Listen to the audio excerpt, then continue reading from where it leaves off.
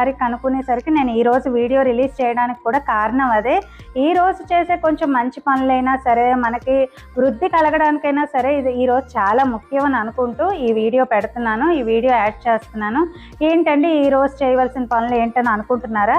ఈరోజు అయితే మనం బంగారం కంపల్సరీగా కొంటే మనకి వృద్ధిలోకి వస్తుందండి. మనం కొన్న బంగారం రెట్టింపు అవ్వాలన్నా సరే మనం కొన్ని రోజులు పాటిస్తే ఈ బంగారాన్ని మనం ఇంకా ఎక్కువ పొందగలం అని అనుకుంటూ మీకు నాకు తెలిసిన 2 మొక్కలు ఇందులో షేర్ చేద్దామని ఇప్పుడు ఈ వీడియోలో పెడుతున్నాను, ఈ బ్లాగ్ అయితే చేస్తున్నానండి.